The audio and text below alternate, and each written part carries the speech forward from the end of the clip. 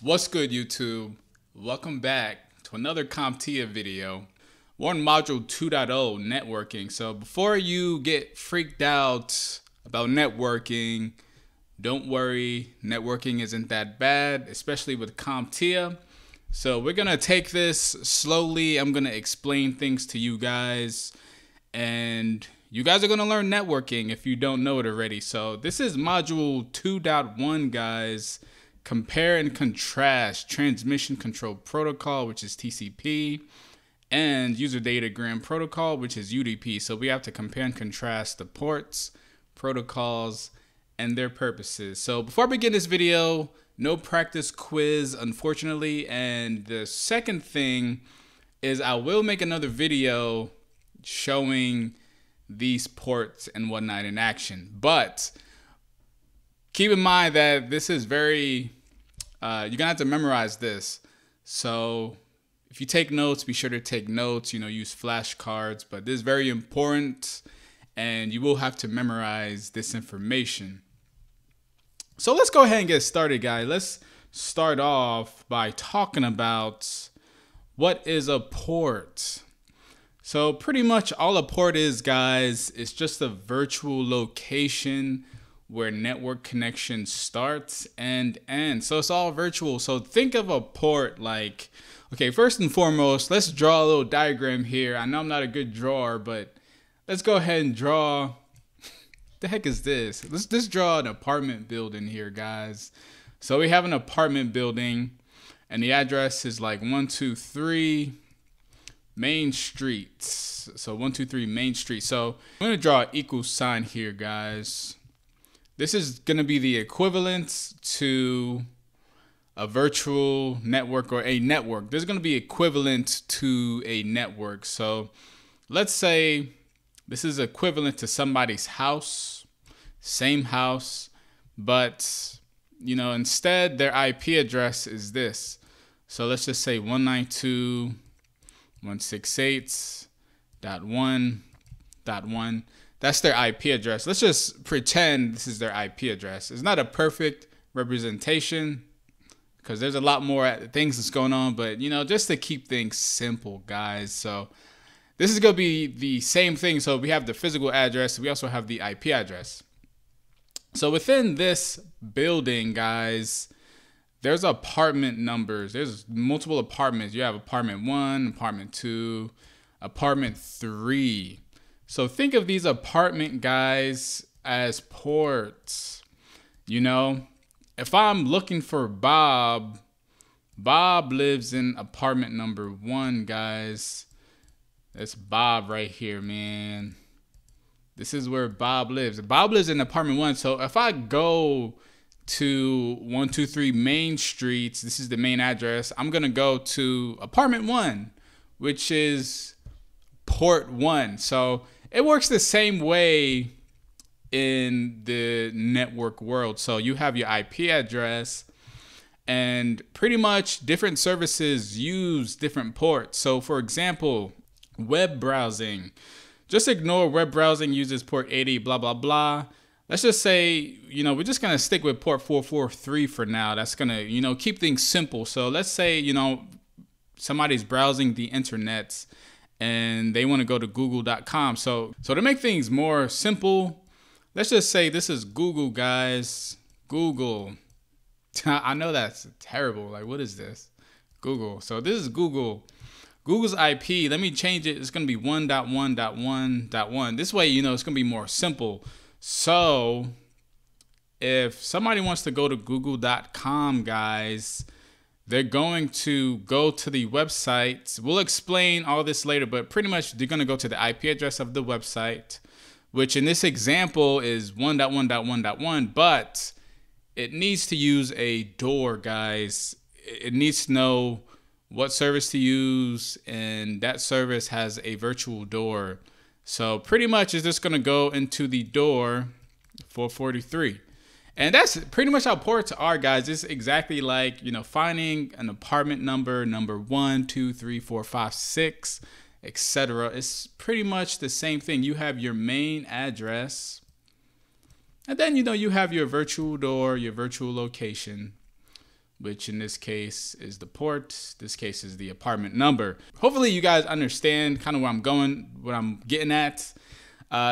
You can try this if you want. You could try to go to google.com, and then you can use the colon to specify a port you want to use, and then go to port 21. So you will notice the access is restricted. We're not allowed to do that, guys. You know, they block that access because, first of all, Google says no, and google.com only allows web traffic. So like I said, imagine a port as a virtual door. Services that use that port can only go in and out of that door. This cannot go out of any other port, guys, except port 80, which we will explain, but it can't do like port 21. Only web browsing traffic ports it can go out of. So just keep that in mind. So real quick, I'm gonna try to go over these ports, and then in the next video, I will go in a deeper explanation of these ports. So port 20 and 21 is file transfer protocol. Just remember, port 20 is the data channel. So it's used to transfer data back and forth. So you have two computers here, and you have to initiate the connection. So you initiate the connection with port 21. That is a control channel. So you initiate it with port 21, guys. And port 20 is pretty much like after port 21. Port 20 is here, and that's what enables the data to pretty much just go back and forth, guys. Usually you won't even use port 20, but it will need to be open, obviously, to transfer data. So if port 21 is open, still not working, be like, maybe it's port 20. Port 20 might be closed. So in this example, you can see a file transfer program that I downloaded, WinSCP. Anybody can download this. And I'm using FTP. There's the host name or IP address. That's the device I want to communicate with and transfer files back and forth. I also have to log in. And then when I hit connect, it will connect, and I'm able to drag files back and forth, essentially. That's all file transfer protocol is, guys. It's just to transfer files. Port 22, secure shell. So secure shell, you know, if you're not in IT, it's going to be kind of confusing at first. I will show in the next video, but pretty much it's a remote administration tool. So in this example, I am remoting in to a switch. So when I say remoting in, I mean I'm at one location. A switch could be in another location, guys, and I'm pretty much just connecting to that switch remotely. So this secure shell is used to administer a device. So usually we use secure shell to administer devices like switches, routers, Linux, all that fun stuff, guys. The only thing you get when you use secure shell is a command line interface. You don't have a GUI. All a GUI is pretty much what you see in front of you. You know, stuff you can drag, stuff you can click. You know, you can do a bunch of cool stuff. You can see stuff. In this case, you just see text. So that's what secure shell is. You just see text. This is an alternative to Telnet. Telnet does the exact same thing. The only difference is Telnet is unsecure. So I will explain later, but just keep in mind that secure shell is secure, and anything I'm typing in, if somebody happens to be in the middle, they cannot see what I'm typing. It does require a little bit more setup than Telnet. So Telnet is pretty much, you just maybe open a port. Here you have to do a little bit more of a setup, but it is worth it. You never want to use Telnet in a production environment because it's so unsecure. So we were talking about Telnet.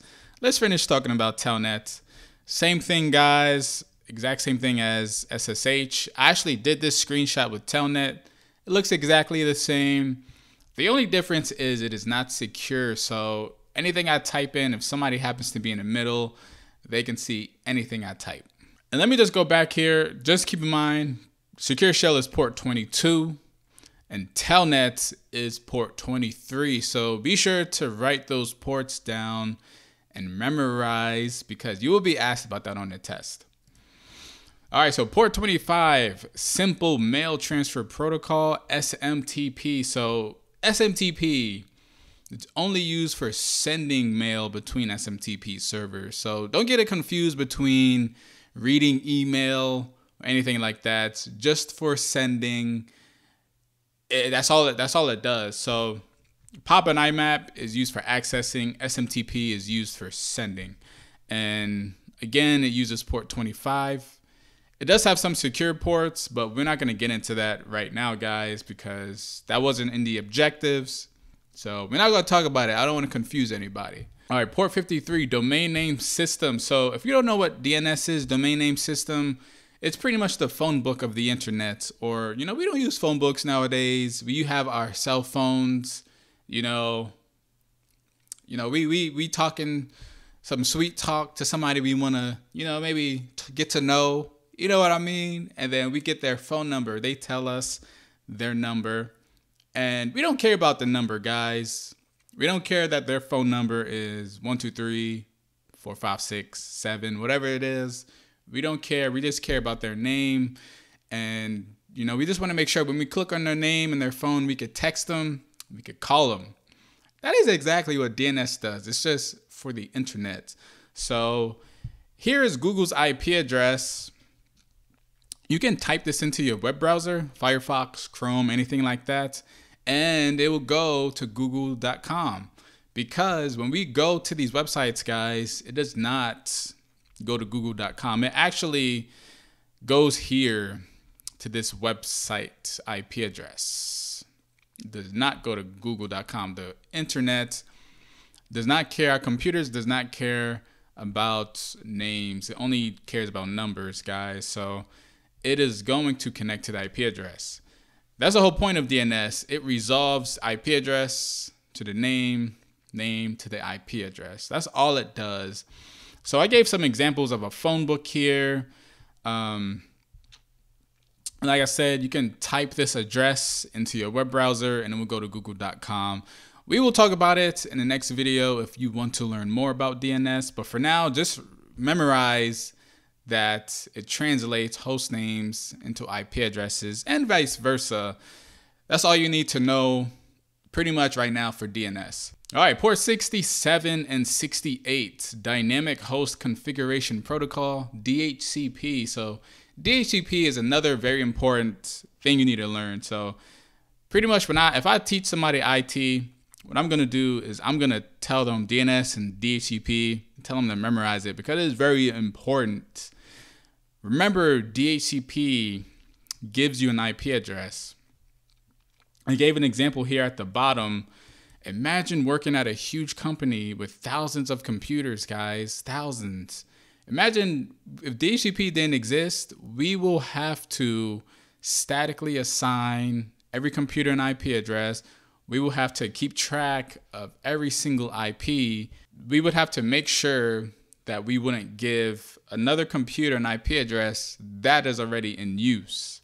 So DHCP does all of this for us. That is it. It doesn't give it to us though. Remember that. As you can see in this screenshot, it says lease obtain and lease expire. So it's just like renting a car.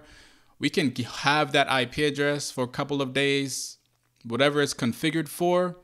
And then if we, let's say, turn off our computer's off during this time, something like that, then we will lose that IP address. But it's fine because we don't really care the IP addresses of our computers. It can change, and when we turn it back on, it's just gonna get a new IP address. The thing is though, like if we have other devices like servers, switches that need to have the same IP address, we will statically configure those. But that's fine. It's not like we have thousands of computers. So keep in mind, guys, DHCP gives us IP addresses. Very important. Probably the first thing I teach people. So keep that in mind, and keep in mind that it's port 67 and port 68. Okay, port 80, HTTP, Hypertext Transfer Protocol. So this is web browsing. I know I said port 443, but that is the secure version, guys. Port 80 is unsecure. So HTTP is unsecure. it does not have this S here. HTTPS is HTTP secure. And I know I just crossed out that S. Let me delete that. But you guys understand that this is just for web browsing, guys. Probably one of the easiest ports to remember because we use it a lot. But I did give an example here. In the bottom screenshot, you can see it has a lock, kind of like a lock icon. And that means, you know, it's secure. The one up here, you know, it shows the lock icon, but it's crossed out. That means this is not a secure website. You can, it depends on the website configuration, but most websites use port 443 secure because as it says it's secure. We wouldn't want to be going on a banking website, you know, with our money and all that stuff, you know, our information. We wouldn't want to go on that website if it wasn't secure because, you know, what if it gets hacked? What if somebody's in the middle? They'll get our information. That is why HTTP, you know, it's still used today, but for the most part, you know, we use port 443, which is the secure version. But we will get into that later briefly, but just remember port 80 is HTTP. All right, port 110, Post Office Protocol, POP3. So this is an old protocol, guys, older than IMAP. We don't really use this protocol, but it is used for receiving email from a mail server. Remember, SMTP was for sending. This one is for receiving. So the problem with POP3 is email can only be accessed from one computer. Once we download that email, it is deleted from the server and we can't see it anymore on any other devices. So, you know, today we have our computers, we have our phones, we have a bunch of stuff. We have multiple computers. So if we still use this, you know, we can only see the email on one device, which kind of sucks. That's why we don't use this anymore. Port 137 and 139, okay, so there's a long name, Network Basic Input Output System, aka NetBIOS. NetBIOS over TCP IP. So just remember NetBIOS, guys, or Network Basic Input Output System. I'm not going to talk too much about this, you know, because it can kind of be confusing if you try to get too deep into this. Just remember it's port 137 and 139. And it was the early network protocol before TCP IP. So this is the protocol we use today. NetBIOS is pretty old, guys. But all it does is it enables applications on different computers to communicate with each other across a LAN. This is probably not going to be on a test. Just a little fact. I'm actually not sure if it's going to be on a test, but it is a flat namespace and not hierarchical. All right, so we talked a little bit about IMAP. IMAP is port 143, and IMAP is used for accessing email. You know, mail is stored in an email server, and it's not downloaded to a client, so we can access it on different devices. That's pretty much it, guys. Just remember IMAP is port 143. Port 161 and 162, Simple Network Management Protocol, SNMP. So this protocol might be confusing for people not in IT. You know, maybe they don't have experience with network management or device management. To briefly explain what this is, I'm not going to even say any of this yet, but we have a lot of devices on the network at companies. You know, we have computers. I know you're not going to even know what that is. You know, we have computers. Let me delete this. Let me try that again. We have computers. I'm going to do C for computers. We have computers, guys. We have switches. We have routers. We have printers, etc. Imagine having to set each device up. You know, we might have 1,000 of these. We might have like 100. Doesn't matter. Printers, maybe like 50. Imagine we have to set up each one to, you know, tell us maybe it went offline, or we have to configure the ports to say, you know, this is offline, something like that. Something is wrong here. We have to, that's thousands right here, guys.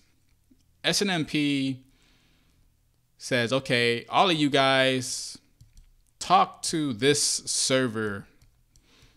talk to the SNMP server. And then the server, will talk to us. So if something goes down, it'll notify the server. And then the server might notify us, maybe by email, text, whatever. So that's what this does, guys. So remember, this is just a protocol that allows this to happen. It is not a network management system in itself. It just allows it to happen. There is plenty of software that you can use to do this. So an example is SolarWinds. You can manage and monitor lots of network devices. Remember, guys, port 161 and 162 for that. All right, port 389, guys, Lightweight Directory Access Protocol, LDAP. So this is a little confusing if you don't know what AD is. AD, guys, Active Directory. Active Directory. So Active Directory. So we have an Active Directory server in our environment. So most companies use Active Directory. So pretty much imagine, you have 1,000 computers. Again, you have 1,000 computers. 1,000 computers. Imagine having to create accounts each time somebody comes into the company on that individual computer. So, they get a computer.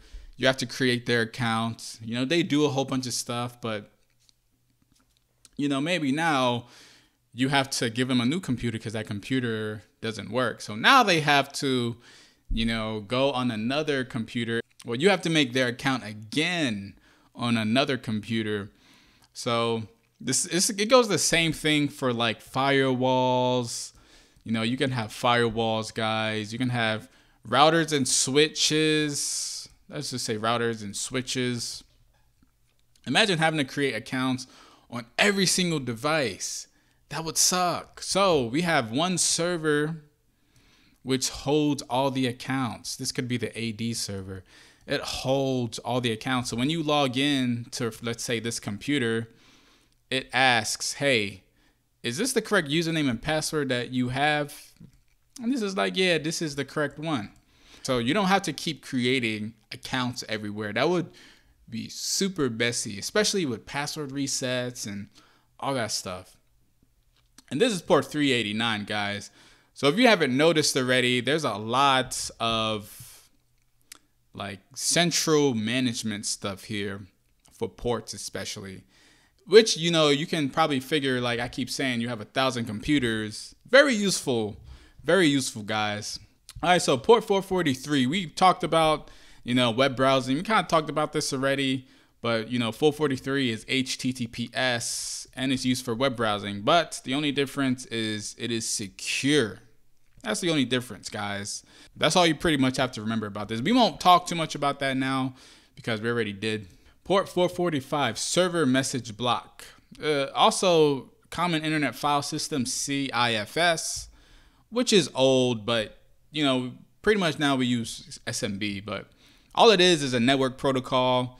It enables users to communicate with computers and servers to access resources. So let's say you have a server here.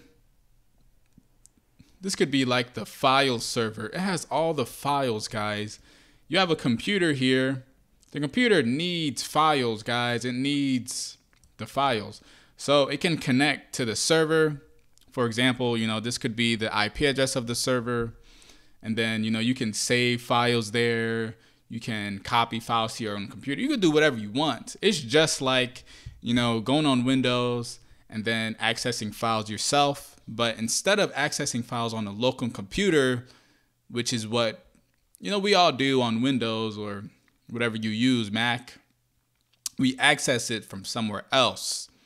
And it looks exactly the same, same file structure. It's just, remotely. We're accessing it remotely. So CIFS is a dialect of SMB, and it does the same thing. These protocols are primarily used in Windows, but as you can see, this is a Mac. With Mac, it's a little more complicated to connect to the server. So, hey, You can thank me when, you have to connect to a server for the first time on a Mac device at your job. Think of this video, guys. Be like, I have to type SMB first. SMB : / IP address or host name or whatever. When I first started, I didn't know how to do this and I had to Google it. So keep that in mind. But also keep in mind, guys, SMB port 445, port 3389, remote desktop protocol. So we're not going to go into this too much. All it does, guys, is it lets you remotely connect to a Windows device. That's all it does. Easy port to remember as well because it's such a high number, but we will go over this in the next video if you're interested in seeing all these ports in action. Think of it kind of like SSH or Telnet, except it looks exactly like a Windows computer. You have a GUI this time. So if you go back into my other videos, maybe, the DDoS attack, I did RDP into my Azure server. So that's all it is, guys. It just lets you remotely connect to another Windows device. So now we get to talk about TCP and UDP. Just keep in mind that both of these protocols use port numbers to listen for and respond to requests for communication. So all the ports I just gave you, they use either TCP or UDP. We will go over that again. I will include those in notes, something like that. In my next video, we will go over it again briefly, whether or not they use TCP or UDP. But right now, I didn't want to confuse anybody. There's a difference between these two, and you will have to remember, but it's super easy to remember this, guys. If you think of it the way I think of it, so we all order from Uber Eats, DoorDash, whatever you do, guys, whatever you order food from. Now, after COVID, we have contactless delivery, but we still have the option to have them knock on the door and give us our food to our hands, So just remember, TCP is the delivery driver that knocks at your door and hands you the food, and it ensures you got your food. So TCP is connection oriented. It guarantees delivery, guys. So there's methods TCP uses to ensure that the other device on the other side is still listening, is receiving everything that he's throwing at him. UDP, on the other hand, does not guarantee delivery. So pretty much like food delivery, they just look at the address, they come, they leave the food at your door, then they leave. They have no idea of knowing 100% whether or not you got the food. That's what UDP is, guys. UDP does not guarantee delivery. So if you're wondering why would somebody use UDP, well, UDP is very fast. Like I said, TCP has sort of an overhead because it guarantees delivery. It has to keep that communication going. So UDP doesn't care. UDP just sends packets. So we're going to talk a little bit about DHCP again. So DHCP uses UDP. So there's actually a reason DHCP uses UDP. First and foremost, it forgoes the overhead of TCP. Because DHCP uses UDP, it has no TCP mechanisms of recovering from any errors or from any missed packets or anything like that. DHCP actually cannot use TCP, guys. In order to use TCP, the sender's IP and the receiver's IP must both be known. So since the clients, they don't even have an IP address yet. So, that's why DHCP cannot use TCP. If we go back to DHCP, it uses UDP, port 67 and port 68. All right, so let's talk a little bit more about FTP briefly. So there's another version of FTP called Trivial File Transfer Protocol, Trivial FTP, TFTP. So it's just a version of FTP that uses UDP instead of TCP. So what you can get from this is that FTP uses TCP and that this uses UDP. The port for this is actually port 69. I did forget to include it, guys. Sorry about that, but this is UDP port 69, guys. And this is a lightweight version, and it is connectionless, does not guarantee delivery, but it is very fast. So if you need the speed, then you will use TFTP. All right, so like I said before, connection oriented uses TCP. It guarantees delivery, but it does have an overhead since it has to establish a connection first. All right, guys, we are almost done. Let's talk a little bit more about HTTPS. So there's something called SSL/TLS. I don't know why I did TSL. Let's do TLS. I actually fixed this, but I'm on a new computer. So SSL/TLS keeps the session open using a secure channel. We will talk about that later. Just remember, SSL/TLS pretty much is secure way of communicating. So HTTPS will always include HTTPS : // It was always going to include that, guys. It is not going to be HTTP, and it is not going to be S/HTTP, because that's not HTTPS. That is secure HTTP, which is different. S/HTTP encrypts a single communication method instead of the entire session. HTTPS does the entire session, guys. All right, guys, so this is the last slide here. We're going to talk a little bit more about SSH. So as you remember, SSH allows you to remotely connect to a device at the command line. So like Telnet, SSH is the same thing, but Telnet's insecure and SSH is secure. So with that being said, guys, SSH is the tool of choice simply because it's secure. Not a good idea to have unsecured, protocols running in like a corporate environment, stuff like that, Not good, definitely a security hazard. So one thing about SSH, guys, is that in order to use SSH, you must generate a key. So this key, as you can see in this screenshot here, I generated this key. Well, here's the key's fingerprint right here. So I know I crossed that out there, and then here's the key's random art image, stuff like that, but not really super important. Just know that in order to use SSH on the server itself that will need to be connected to, you have to generate a key which has unique information about that server. The key is unique to the server itself, so you can't generate the same key on another server. It's unique to the server itself that's generating that key. But anyways, guys, that's it for this module here. Thank you guys for watching. Really appreciate it. Feel free to leave any comments if you have any questions, but I will see you guys in the next video. Peace.